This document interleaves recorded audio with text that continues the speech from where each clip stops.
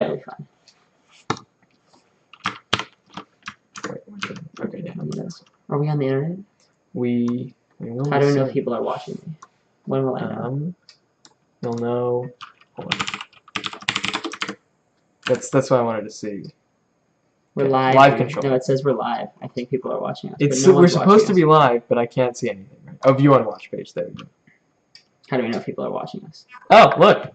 5 people are watching. Okay. Look at that. The video that you're seeing will be delayed. Okay. I can tell. But we can go from this. How do I open up this chat? Pop out chat. There we go. That's the important part. Nice. Okay. Yeah, we're good. Okay. This is Matthew Salah. He is one of my friends. He's been on the DebateCast before. He has been on the DebateCast before. I don't need to introduce him. So this is, I suppose, the DebateCast where we're supposed to talk about, or where we're going to talk about the end of the season. So, right, it's like the end of the year. The only tournament left is Nationals, maybe some other local tournaments for some people. But national circuit-wise, we're done debating. We'll never debate again. So we're just going to run. Yeah. We're just going to run through that and discuss it. So, what do you think? What are your thoughts about never debating again, Matt? I want to debate in college. That's what I feel like. There's nothing. Debate is life. No. But it's always depressing at the end of the year when there's like nothing else to do for debate. Like you have a lot more free time, which is cool, but not really worth it. And it's not like debate takes up that much time anyways. It's just something to like think about and have fun with. Yeah. But I think that's why I want to keep debating in college. But I'm going to do high school debate again. I honestly think high school debate's like kind of cool. I mean, college debate's different. College debate is because college debate. So there are 3 kinds of college debate. Yeah. Sure. We can go. Well, there's many. But like the main ones like APTA. Policy. Which is like parley. Obviously, there's policy still. Yeah. And there is MPDA, which is like fast parley. Yeah. I think is like those are the main ones. And then British parley, which is like 3. Oh yeah, British parley. No, that's like 2 teams team up. But then basically just multiple forms of parley, and then there's policy. I don't think either of us are good enough or have the time to do policy. No. Yeah, I agree. But I think I want to do APTA. Well, see, so. We can say where you're going to. Yeah, I'm going. Swarthmore. APTA. Yeah. Zubin is. I probably can't. Like, I don't think I really can do policy debate very well. That'll be something that's difficult to do because it's super fast. But whatever. But yeah, I mean, it's exciting. It'll be cool. It'll be different. Oh. I think I'll miss high school debate though. I really like. I don't know, the high school community school. I'm sure the college community is cool too. But it's also like if I do parley, there's not like evidence and stuff, which is nice because you don't spend time cutting cards and all that bullshit. Which is what you do. You're the only person on the team that does it. Well, Chris. Yes, Chris has definitely entered the postseason depression because Chris, this morning, or so like we're hanging out last night, and at like 1 a.m., Chris was like, you know what? I'm gonna do some work, and we're like, Chris, what work do you have? Yeah. Like. It's second semester, senior year. We don't have homework. So, no, he was doing debate work. He was just cutting cards for like other team, I think permission on the app, on the Nats topic. No, we're not going to Nats to answer the person in the chat. Nueva didn't even go to Nat Quals. No, we didn't. No. Jake and I went freshman year, went 0-2. And then, that's wrong. So that's the thing where you disappear the first day if you go 0-2. So like Friday night, we just lost our rounds and just didn't show up on Saturday. No. And we haven't been back since. Like I honestly would go to Nats, but it conflicts with graduation, and that's the also it's like hard to qual in our district, like really hard. Oh my god, and it's a series of difficult lay rounds, and that's not our that's not our wheelhouse, unfortunately. But Nats is Nats. I think Chris wishes he was going to Nats because I think he doesn't know what to do this time now, but he'll still do all the card cutting. Chris would. He's preparing those novices. Hate Nats. Oh, that's true. Because he'd hate like having like lay rounds, even if they're like competent lay judges. Yeah, I mean like he can't like swear in round and stuff. That's the thing. Like, you can't say things are BS in round. Oh, I did that. Chris. Okay, we can just have a moment to laugh about Chris. Oh, there's several. The other day we were talking and Chris started double breathing in our conversation. One of his final moments. That's something that's generally unusual. It was awesome. But yeah, I mean he's cutting an impact file He's a very nice kid. He's cutting an impact file for our under or younger debaters. He's got generic stuff like climate change, past tipping point, not past tipping point, climate change good, climate change bad, etc. Basically anything you could impact. Or CO2 good, CO2 bad. And hedge, good, bad, inevitable, God loves overstretch, hedge. whatever the hell else. Yeah. So I guess Chris has found a way to not have ended the debate season fever, or he's had a really bad version of it. He's also writing some theory files. We're looking through the edited things on the drive right now. Oh my god, yeah. This isn't up for people to see, luckily. But yeah. I want to find this resources for novices. We were thinking of, and I guess this is empty, which is unfortunate. It's somewhere else. But yeah. So as the year was coming to an end, Alex and I were discussing, because we want to figure out a way to prepare the younger team, because every gold TOC qualified debater from Nueva is leaving next year. That's true. Which is a big hit to a program, right? And just as people, it's nice to see your program continue beyond where it started. So we were coming up with a list of resources for novices, so that people know what inherency or uniqueness is. Zubin has no clue. It's more for me than for anybody else. It really is. So we don't make fun of him anymore. Yeah, exactly. For me, inherency overwhelms. Zubin is a very unique debater, and it's very ironic because he has no idea what uniqueness is. Yeah, exactly. But yeah. Yeah, it's nice. Let's see. If you have any questions or anything else that talk about TOC. First off, don't write TOCS for TOC. Oh yeah, it's TOC. Anyone who says TOC. There's one singular TOC. I guess there's multiple. There's other events which are probably more legit than PF. That's true. But they're policy. Yeah. But yeah. So it's stuff that's harder to do. Chris wouldn't watch our rounds, quarters, or semis because he was watching LD. Yeah. I was very hurt. No one really cares about you anyway. Thanks, Zubin. Yeah, it's okay. LD is way cooler. Yeah. I don't know. What do we say about TSC? I think. Well, I don't know. It was a good run. Yeah, it was fun. It was fun. It's a good tournament. It's really well run. I mean, you get to sleep in on Monday, and all the rounds are on time. So it's honestly just a nicer tournament than the first day is the most exciting day because you get to go home at 6. It is nice. Although if you go out to dinner, then you get back at 10. Yeah. And then all y'all are starting your prep because you hadn't prepped for the last 2 months. So that's cool. It's almost like doing prep before a tournament is a good idea. To put this in context, I went to dinner with my laptop, as did Griffin, so that I could prep for TOC. At PF Chang's. They wanted to prep at PF Chang's. Because it didn't work so well. I hadn't done any prep before then. So yeah, that was an important thing to do. I needed to redo the blocks that Matt had written. Yeah, words of advice, do prep before the tournament. Yeah, before any tournament, not just TOC. Yeah.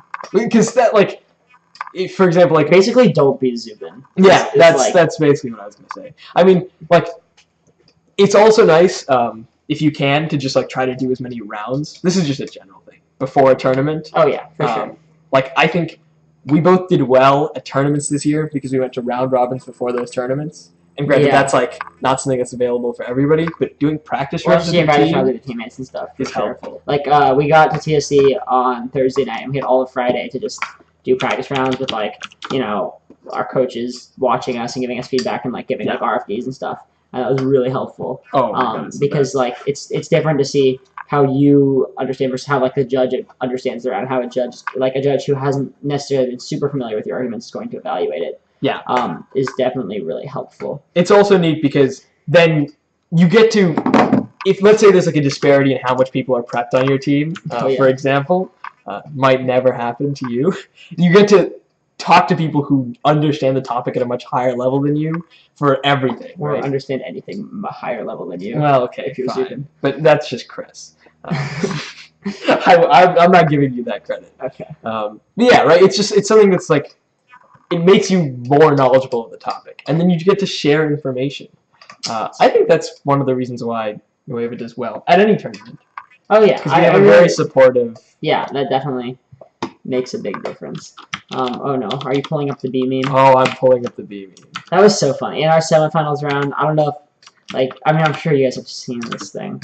It was on Reddit, right? I'm sure it was on Reddit. like in our semifinals round, the judge Jana White was talking about how Jake, my partner Jake, looks like Jake Siscano from Trinity Prep, and she's like, oh my god, they're like twins. And so Kyle runs up to her. He's like, no, you don't realize they don't look like James says. He doesn't look like James Siscano. He looks like the guy from the B movie. And this guy right here. The whole crowd is like, wait, what? What is this? And Kyle goes and shows it to the crowd, and everyone flips out. And now it's all over Reddit. So that's a thing. I don't like the Reddit meme as much. The rubbing glasses thing. It's okay. This photo is so perfectly Matt and Jake because it's Jake on the left and Matt on the right. It just works. I think it works well. Oh, it's this bee pollen. It's gonna make me sneeze. It's just bad jokes. Yeah. No, I was actually gonna sneeze. Yeah. It's a nice meme. It's a good beat. They're the B team, which makes me very happy. Okay, so we should talk about sort of what to do with postseason debate depression, because I feel like it happens every year, and especially this year for us. But at the same time, it's kind of overwhelmed for us, at least, about excitement about going to college and all our summer plans and stuff. But I know for y'all, if you're going back to high school next year, you're basically just, or at least how I felt, I was basically just waiting for debate to start again. Yeah. I mean, there's it's nice to be off school, but it does get stop. Yeah, okay, I'll stop hitting things. It does get kind of sad. So let's see, what do we do? I mean, there's ways we're hosting an intramural tournament at Nueva, which I mean, if you have enough kids on your team, that's really cool. It's fun. It's good practice. You can do any topic. You can do topics that you can outlaw preps. People don't have to do that whole research stuff, because that's this I mean, sometimes research is fun, but that's, I mean, for us, since they're topics that we've debated before, we're just everybody's prep, right? For everybody's on one Google Drive for our school, so that's all. So we're just doing rounds, talking to people, hanging out with the people who do debate. Yeah. And I think so. That's while that's one solution, it's not as. It's one thing, right? It's one tournament, on 2 days on the weekend? And it's hard to, it's a kind of pain to organize too. I'm trying to organize it now, and I'm it's the school, I have to email them and get facilities and chaperones, and it's just a pain. But it's fun. Tough. It's just something that it's nice for us to do because we're leaving the school. Yeah. But if you're not, let's say you're not, because most of the people watching this aren't seniors, if you're not gonna leave high school next year and you still have the opportunity to debate in the future, well, what do you do with your summer? Yeah. So one thing we were thinking about is going to debate camp, because we've both done that at least once. So I did it the last 2 summers. Zubin did it last summer, right? Sophomore year summer, not last summer. Before junior. And for us, it was a great experience. And it gets you really excited about the season, the new topic. When someone asked if any of you are coaching at camps this summer, so we'll get to that in a bit. But we're both teaching at VBI, LA1 session. Yes. But we'll talk about different camps in a bit. But just in general, I think that debate camp, if your summer's free, and of course it's expensive and everything, but if you're able to attend, it's totally worth it. It's a lot of fun. You get a lot better, but also it just it makes you remember that debate is so awesome. In a time where you kind of are away from it for a while, you make a ton of friends. I know most of my connections on the circuit when I'm going around, I'm just oh, I know you, I know this judge, I know this team, whatever, is from people I met at debate camp. Yeah, that's something that so I didn't go to debate camp last year, and Matt and Jake and even Will and us and everybody made so many connections, just friends on the circuit through debate camp. Yeah, it's actually quite nice. Yeah, right? It's true. And it's something that I didn't get to do because the camp that I went to was very local, and I think it's an undervalued part of the camp, because sure, the camp helps you get better, but having friends who you can, let's say, trade prep with, or just ask for things at tournaments is super helpful. That's an underrated. Yeah, it totally is awesome to have that whole network of people. And so we talk about I went to sophomore year I went to Harvard debate camp. Yeah, and I went to Sniffy, the Stanford debate camp, and then last summer I went to NDF. Yeah. And both camps were awesome.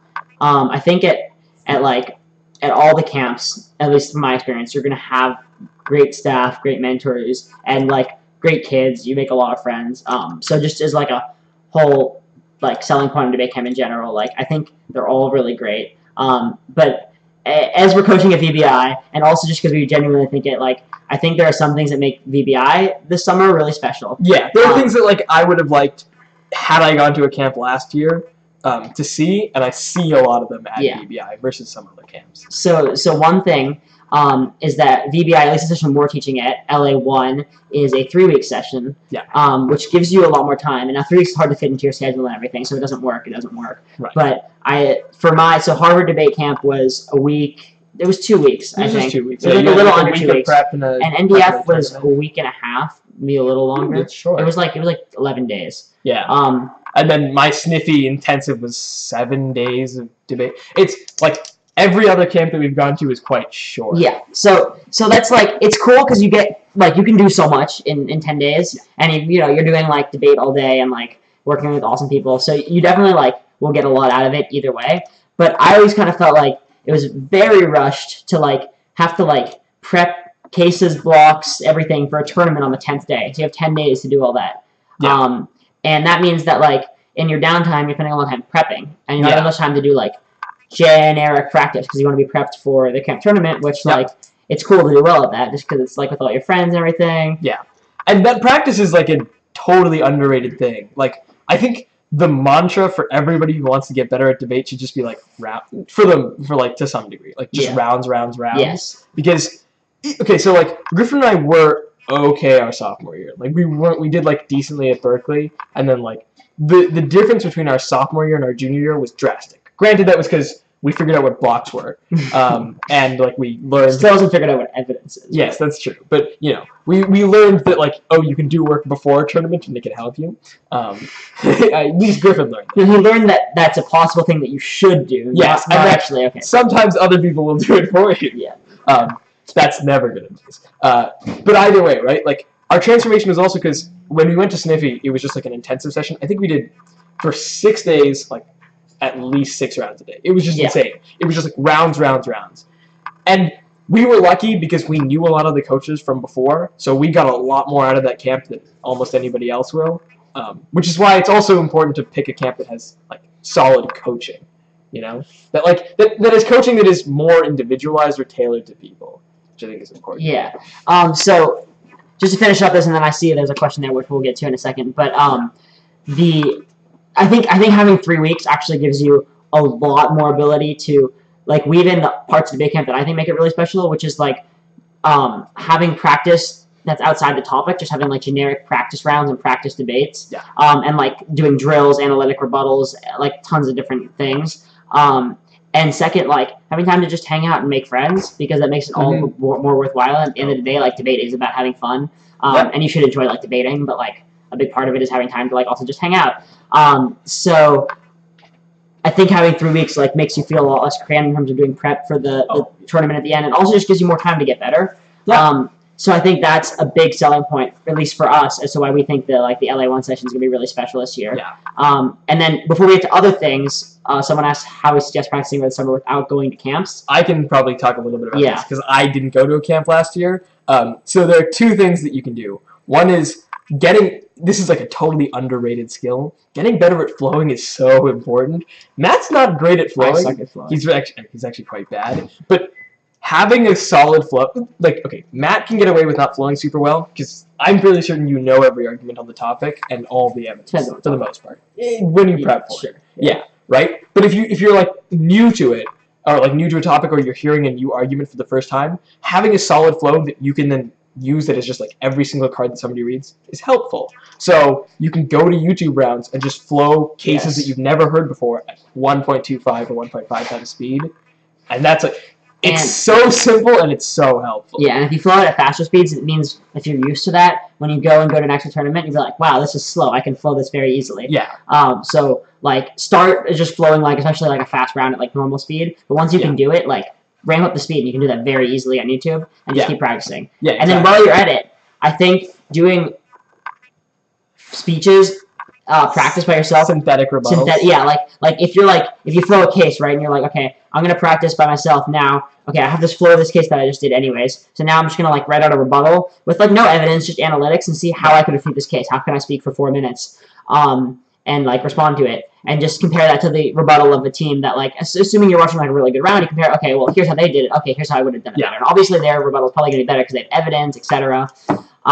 But it is definitely very helpful. Yeah. And more important than I think even just giving analytic rebuttals is thinking about, once you watch both teams' rebuttals, thinking about strategy. So if I was the AF team in this round, what arguments would I go for? How would I do it? And how would I weigh them against the con team's arguments that I think they're going to go for, and vice versa for both teams? And if you do that for both teams, you can either, if you're a first speaker, practice giving summary, or if you're not a first speaker, just like thinking about it makes it really helpful when you're like discussing in prep time, you know, which argument should we go for? You have better inclination for that. And I honestly think that like at a certain point, there are a lot of people who are really good at debate in terms of like just giving the speeches.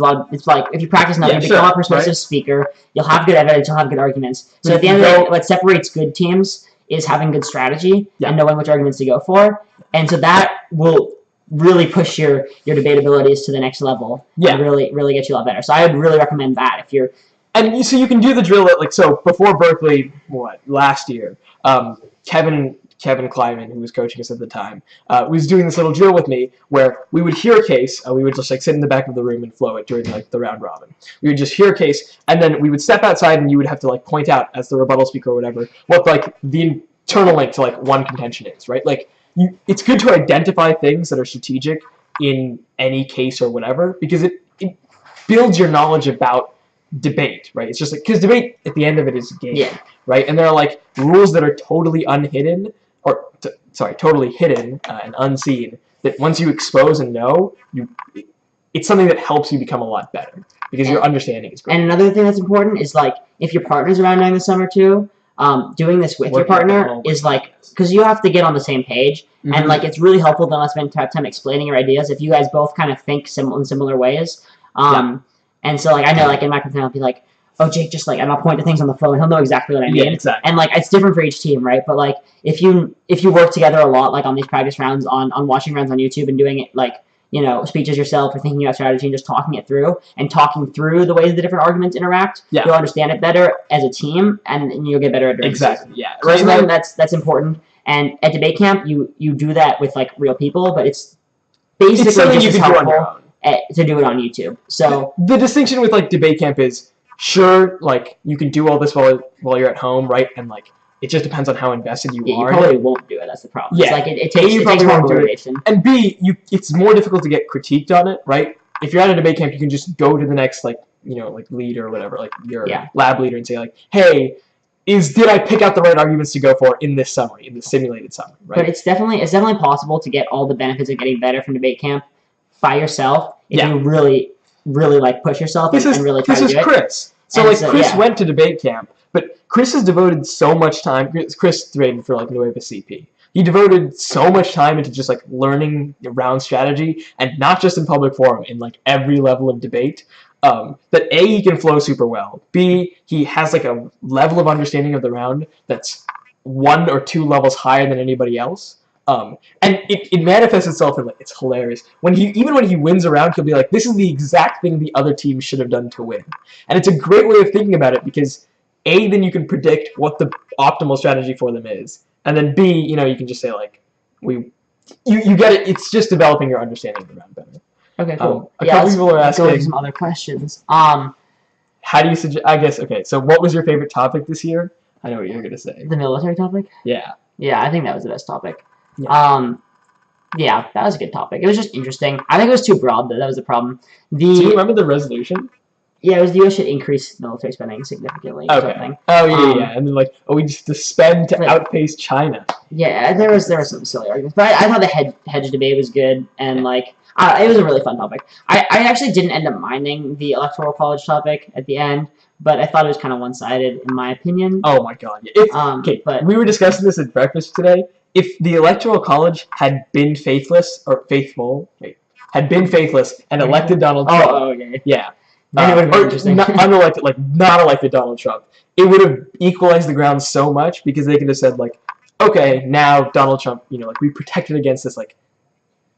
I can say catastrophe. It's a catastrophe. Yeah, and we protected against this catastrophe because we have this system that has checks and balances, which is good in egg round, and then the app says, yeah, but he still won the electoral college, right? And he wouldn't have won. It equalizes the ground a lot, but that didn't. How do you get better at cross? That's a good question. Oh man, you're quite good at cross. So I was gonna say actually, I can say how I get better at it. Yeah, you talk about that because I've been told to work on it, and I actually think it's one of the harder parts for me because my problem with it is I get really bogged down in the arguments and I'm thinking about everything they said and trying to figure out all the different intricacies of what they're possibly saying, and I think I end up in my head what they're saying makes more sense than how it really came out, right? So I understand what they're trying to say, and then I treat it as that as opposed to thinking, okay, what did the judge just hear, and how can I make fun of it? Right. So that's one thing is thinking about the difference between what your opponent's trying to say and what they actually just said. Right.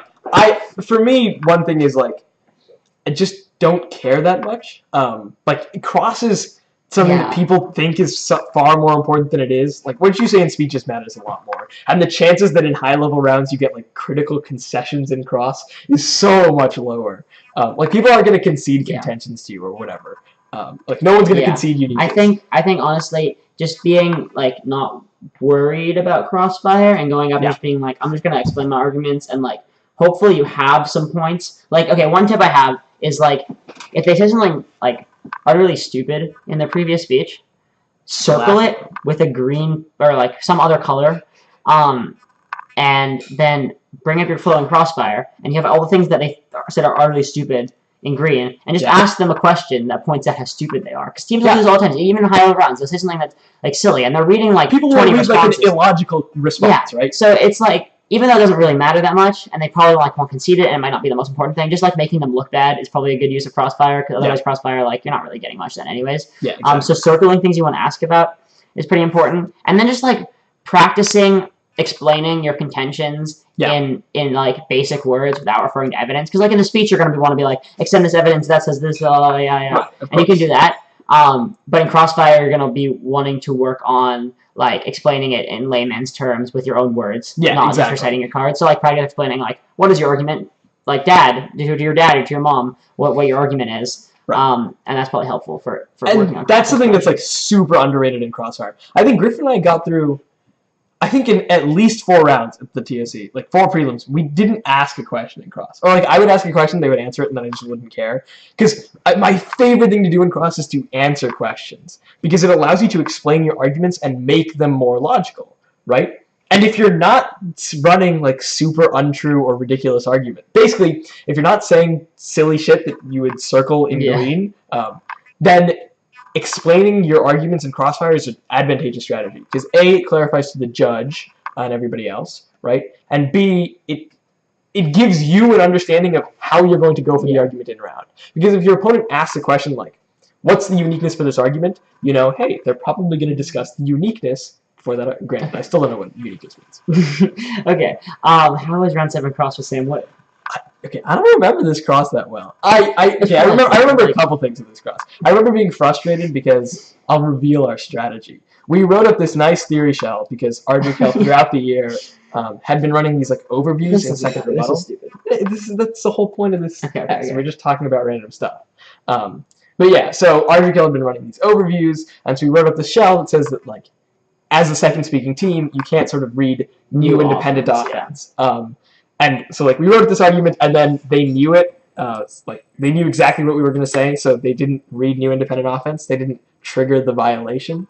And so my cross with Sam was I was totally caught off guard because I was so ready to ask about all these nifty things that were going to give us a better advantage, and then I didn't get to. So I think I just asked about I think I asked about 2 of his pieces of evidence because I didn't understand them. And I'm sure their evidence was not the best. Yeah, no one has superb evidence. That's another thing. If you don't understand something, just ask about it. Yeah, honestly, there's nothing wrong. Nothing wrong is gonna happen if they if you ask a question and they have a prepared answer and it's good. It's not you're gonna make them stupid if you're can you explain this because I don't understand it, and then they explain it and it's okay, they might have gotten a little advantage because now the judge got that explanation too, but now you understand what they're saying, and that's really important. Yeah. Because if I've lost many rounds, which are very frustrating, where I don't understand the argument until they get up its final focus and explain it, and I'm oh, shit, now we've lost. But if I had understood this earlier, I would have pointed out all the ways it was dumb. Yeah. Anyways, before we get to like more questions, because I see there's a bunch more. I think we should finish talking about camp because we had. Okay. So I want to say one thing that's super. That's not New Wave MS. Ignore the chat. That's ridiculous. I want to say something that's super important for like when going to camp, and this is why Sniffy in like any degree was helpful for us.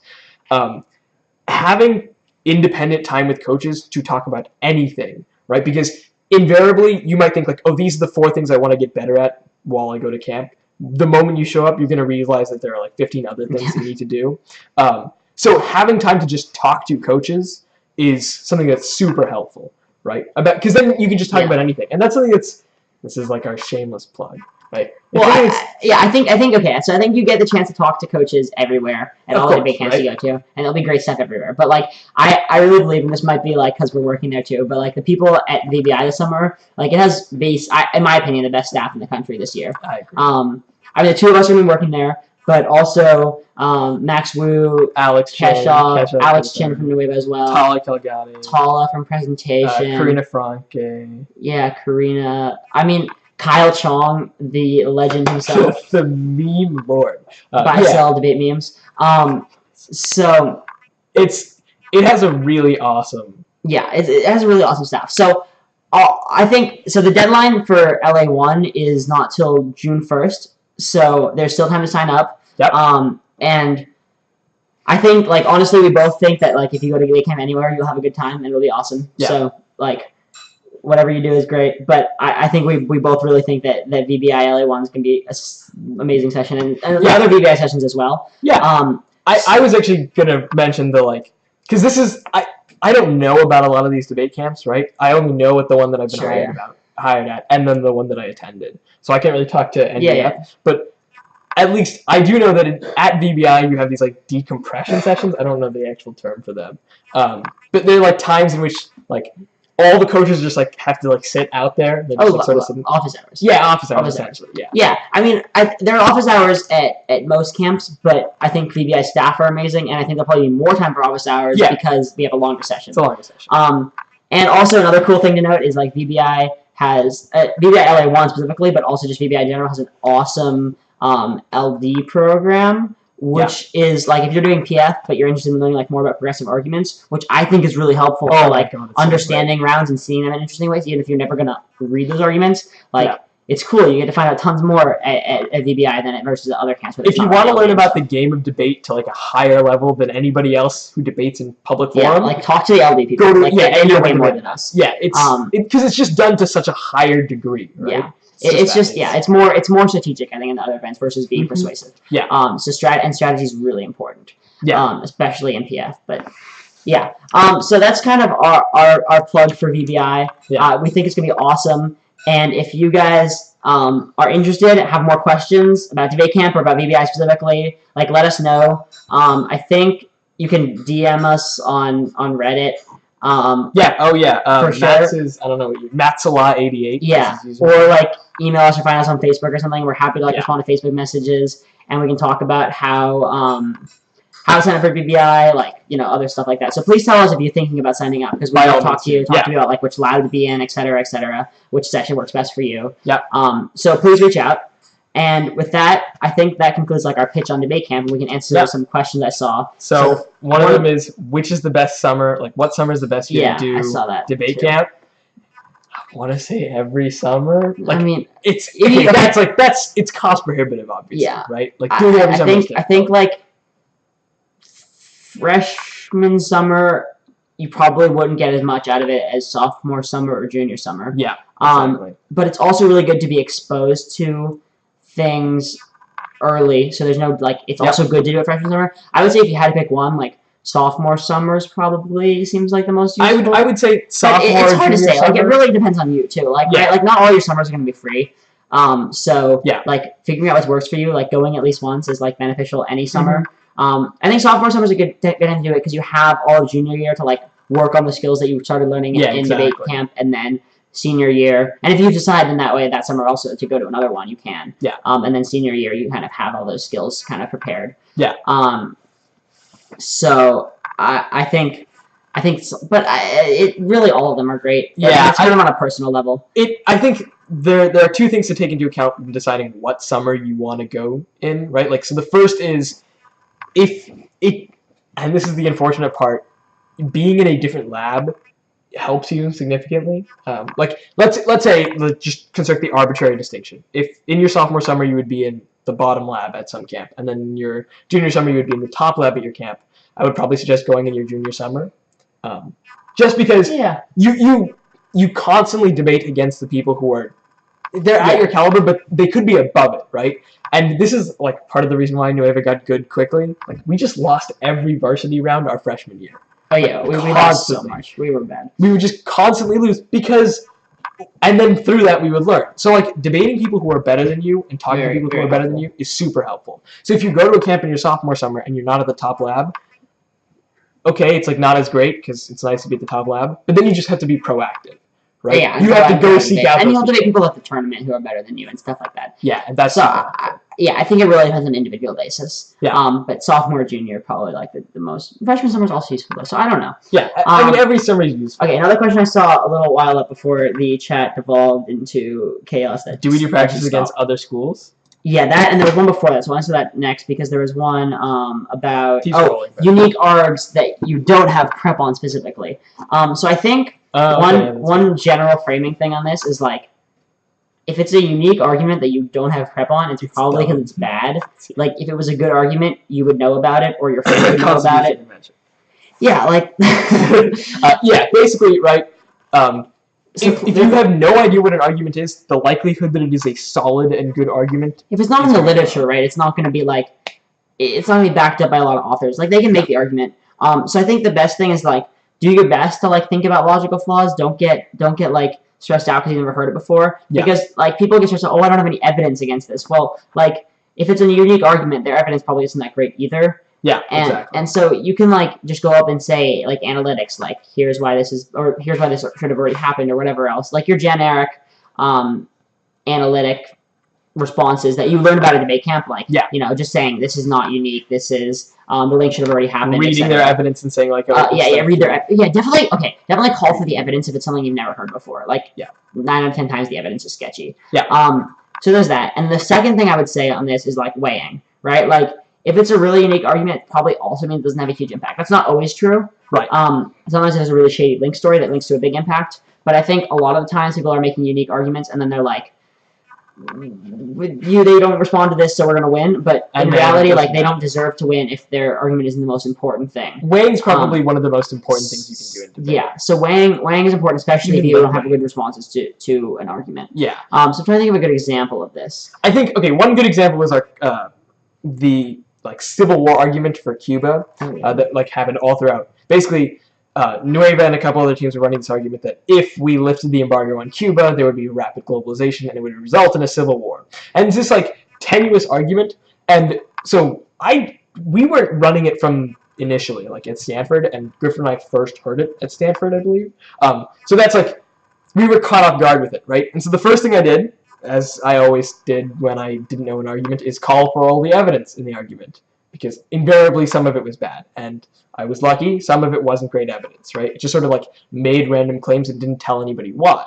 Then the second thing I did was think about, like, logically, what's the story that they're telling? Because every argument in debate tells a story, right? They're saying, like, if we lift the embargo on Cuba, it will happen very quickly, companies will take up as many resources from Cuba as possible, and then Cuba's government will collapse.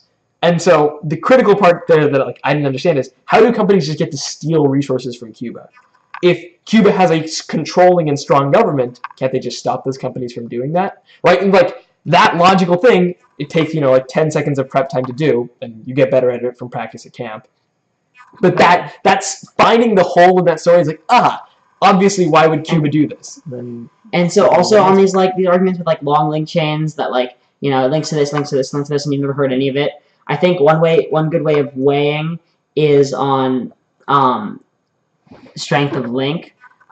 For example, like, if they have this long link story about Cuban Civil War, your argument about helping the Cuban economy is probably has a better strength of link because you just have, like, you give them more money, they have better economy, people are less poor. Like that's like intuitive. Every one of those links is probably true, especially if it's not contested. So it's like it's less of a long shanky link chain. So it's kind of similar to probability, but in terms of the strength of the link to the impact, you are 100% linking into like this benefit versus they are like tentatively maybe causing each of their links, and they have multiple links that link to each other, each of which has like a low chance of being triggered. So that's a good way to like, in general, framing these like unique random arguments, just framing it as like, look, we have better strength of link arguments in the middle of the topic, which is always why it's like a better, like stronger link story. And therefore you just prefer it. So if you win that argument, you should win the round. Right, because the likelihood that their thing occurs. And things like probability as well.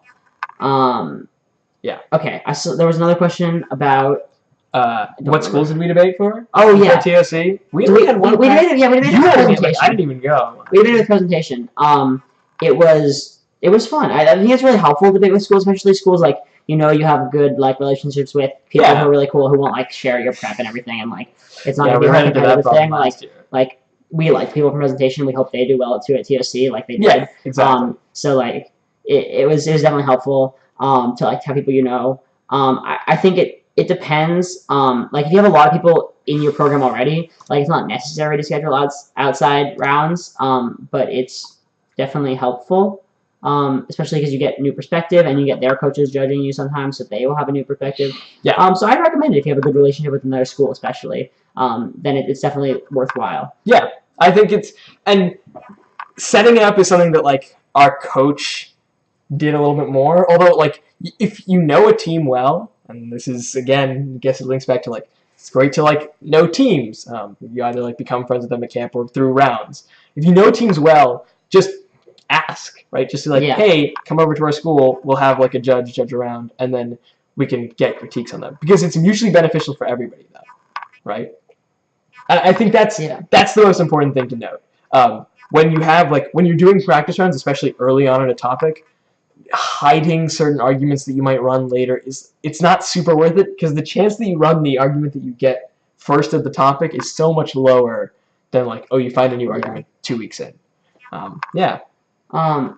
On a follow-up, have we only ever debated against presentation? No, we play practice rounds against Mission. Yeah, 2 years ago, TOC, we had a practice round against Mission. And some other team. Los Altos came once, didn't they? When we were freshmen, we would have almost so there's once a month. There's a lot of Bay Area kids, and like everyone's really nice. Oh yeah, we went to Sacred Heart. Yeah, there's like everyone's really nice and open. So like. Be friendly. Yeah, be friendly, and there'll be people who will debate with you. Yeah. So yeah, no. It's because it's not like it really hurts these people anyway. Yeah, especially in a big tournament, like you're not gonna be debating them. The likelihood is very small. So it's like it's better to make you guys both better and like get some like local Bay Area pride or wherever you're from. Yeah, and like the sharing of information is mutual, right? Like if they read arguments and you read arguments, everybody knows them. So it's not like it's hurting you more than it's basically sharing information is just better. Okay, thoughts on one contention cases. I think that one contention cases are fine, but I don't think they're necessarily always strategic because anything that, like normally, the argument that you're making, unless it requires all 4 minutes, could be made in 3 minutes. And then you could write 1 minute of like some throwaway contention that like you could maybe go for if they don't handle it well. Yeah, exactly. And that at least makes, some of their rebuttal cover it, and therefore, 10 by the way, Pranav. Yeah. That makes some of the rebuttal cover it, and then they have like less responses to your whole case.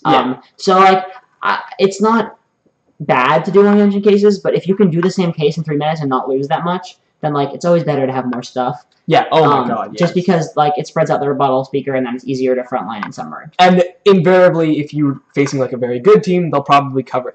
Like very good teams will cover, your first throwaway contention just as much as it should be, because they've had practice on that. But if it's not somebody who's used to like facing arguments that are just meant for you to throw away, they might totally undercover it or overcover. And tip, make your first contention weird, so that way it's not like they can just like go up and say their generic responses. Like make it so they have to take prep time answering some weird argument that they're really worried about, and then like obviously you're not going to go for it because it's stupid. Yeah, but they have to spend like the prep time like calling for the evidence, making sure it's good. Like obviously have good evidence, but like. It can be like a silly one of those like unique arguments that you think people have never heard of before, and that way it'll stress them out, and it'll make them debate worse. And you can do it in the weirdest of ways. So like we were running this argument. I suppose like a good example is at like the TOC.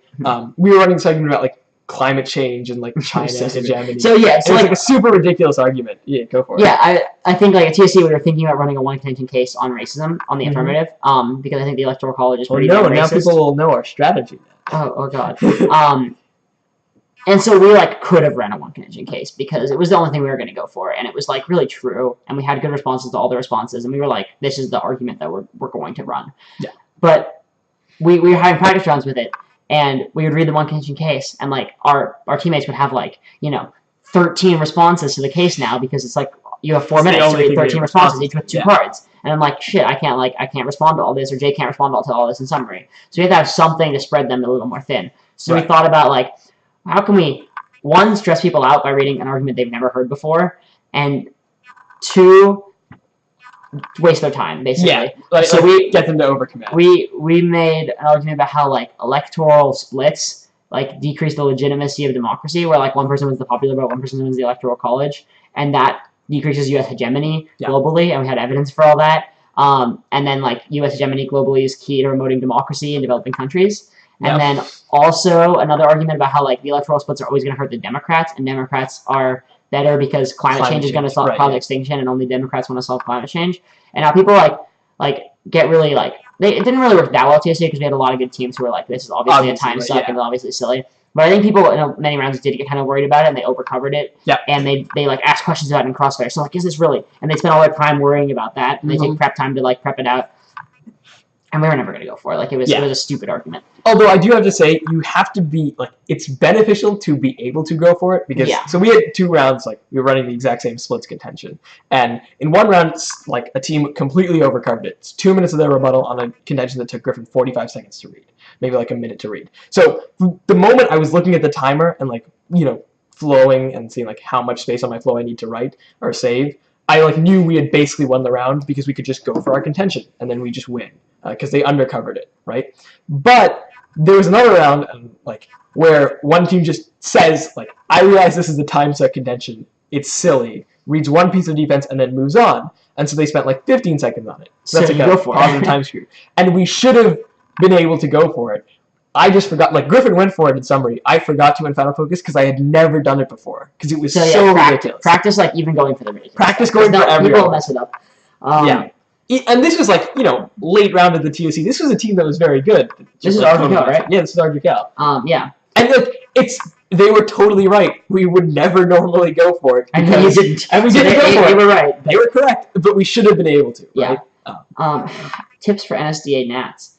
We have never qualified to Nats. Never qualified, never gone. Yeah, we can't. We're like the worst people to ask. Tips for Nats in general. Well, Nats, I think it's more lay, but it's like, I think from what I've heard, it's like generally like competent judges. It's not like you have to like dumb everything down. It's just like you're not like gonna be like, they drop this argument, extend this author or whatever, etc. Because they don't care what author it is, and they don't care like I mean, if they drop it, they don't care if you drop like the internal link or the warrant. They're just like, you responded to it. Good enough. So like generally focusing less on author names and just like more on like come up with like, I think one thing for like this sort of debate in Nats is like come up with like a quick way of explaining your contention that you can do in like 5 seconds, where you can explain like the narrative of the entire case or the narrative of the entire convention when you extend it, and you and your partner both extend it the same way, so that way it sounds consistent and it's quick and efficient and also convincing. So that would be a tip for like do that on all your contentions. And that's like something that you can do constantly. I think I wish I could, like on my laptop I have like a little task that I created like the day before the TOC that said like talk to Matt and Will, who are generally people who are like good to talk to you about like how to explain arguments. Maybe not. But like about what the lay narrative is for this like one specific argument. Because I didn't know how to explain it properly, right? You can just ask your team like, oh, is this a good way of explaining it? Or is this a good way of explaining it? And that's something that like then you build like a repertoire of like when you get around, I need to say like these 7 words in a row and then the judge will understand me, right? Which is like good. It's very helpful. Will Noya be strong next year? I don't know. I don't want to speculate too much about debate. Like Noya's got some great teams. There's also a lot of other good teams. And Noya's got a really solid. So we'll see. I think it'll be good though. Like I think I'm confident in a lot of the younger debaters. Like they're awesome. 3 teams at Silver TOC. I hope all 3 teams. I mean, one of them has a graduating senior, but I hope like all those kids are at Gold TOC this year, and I think they can easily do it if they. And Ben too. Yeah. And also Noah and Pranav are talented freshmen as well. Yeah.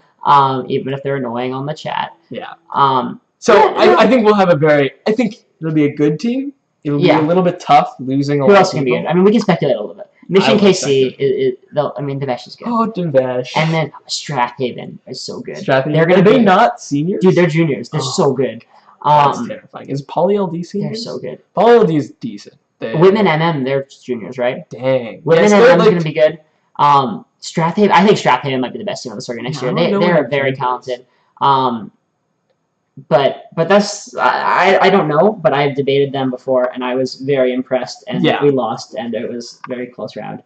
And they're good. Yeah, and they're juniors, so good for them. Also, they go to school in Swarthmore County, so very very good area. There you go. Oh, Matt, very partial to that part. So somebody asks, how are final rounds for you? You've debated a lot more final rounds than I. Oh no, I have. You've debated some final rounds even. Yeah. I honestly think that like you get nervous before the round, but then when you're in the round, it's like. Do you get nervous before final rounds? I have no nerves before final rounds.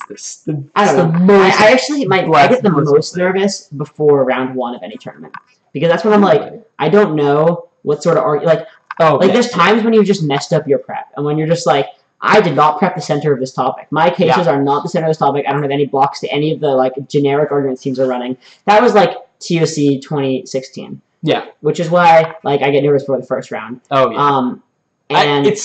I always get terrified for prelims because I feel like there's a more coherent strategy in elims, but that's just elims you have 3 judges, so you're more confident. And the thing is, at that point, I know TOC finals this year, I actually wasn't very nervous, and I was expecting to be nervous. But it's you've done this, so just do your thing, and whatever happens, happens. Plus, it's so it's such a late round that what's the worst that happens? Oh, you're second. Also, in terms of final round, normally at that point you know what the other team's running. Yeah. So it's just gonna be who executes better.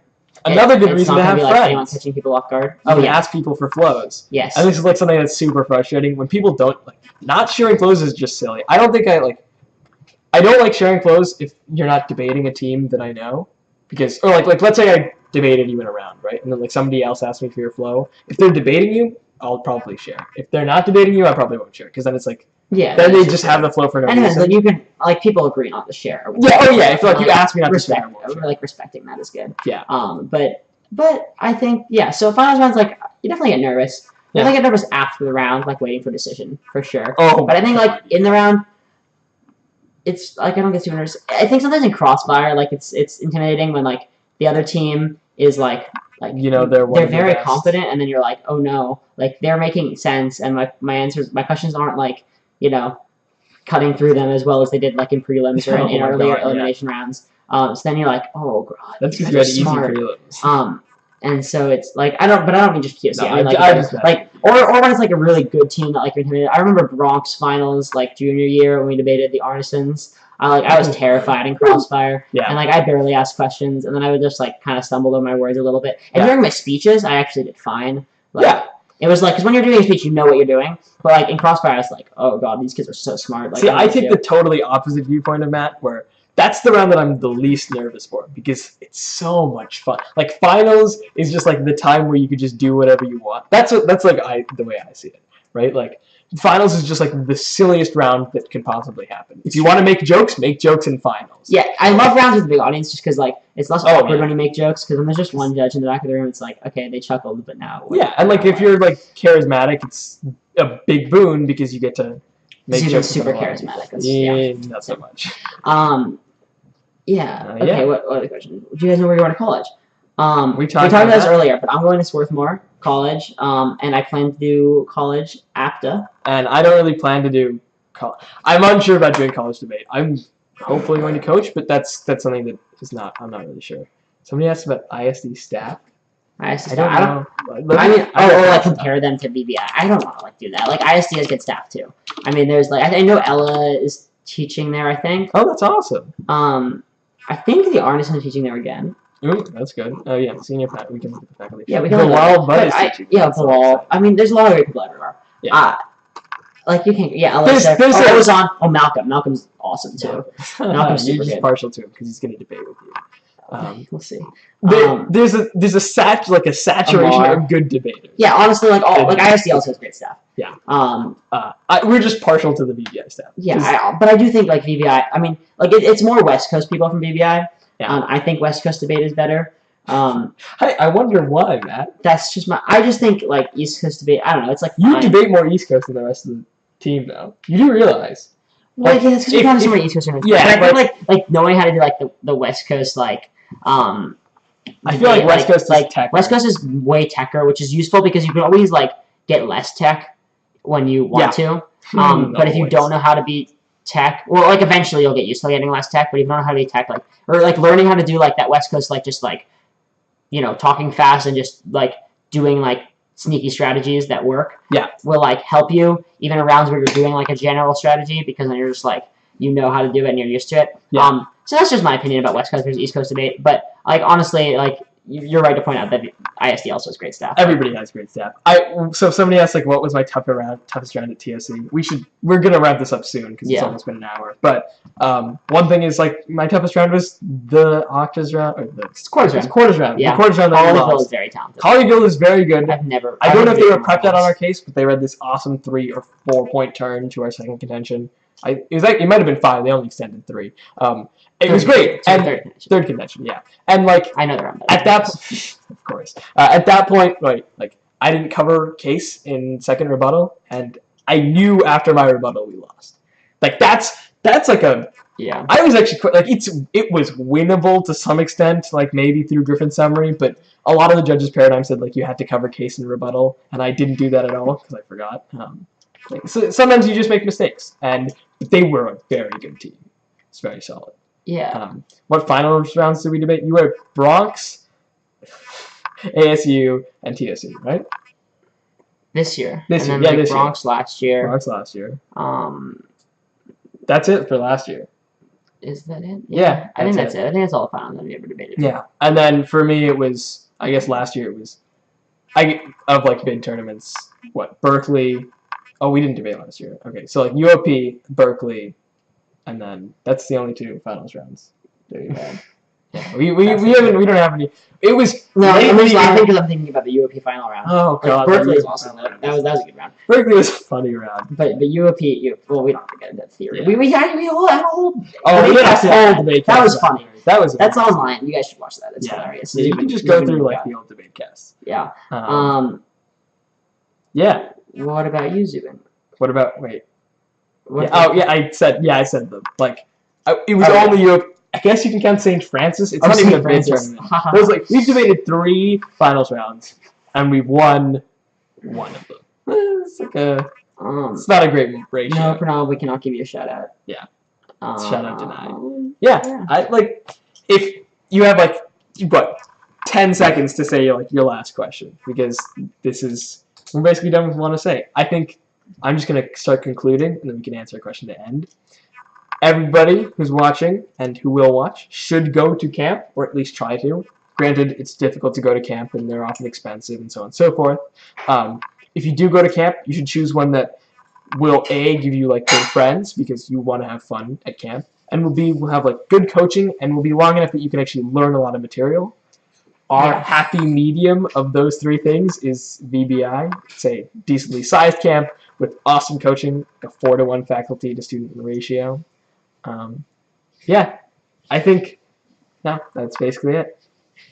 Yeah, email us when you have questions or PM us, and we're happy to keep talking about like debate camps, anything. Yeah, absolutely. If you have any questions about like what or anything, just talk to us. If you want to learn anything, just message us on Facebook or anything. Yeah. It's both of our names. Okay? Thanks, y'all. I have to figure out how to turn this off. Let's go. So, bye-bye. Alright, bye guys.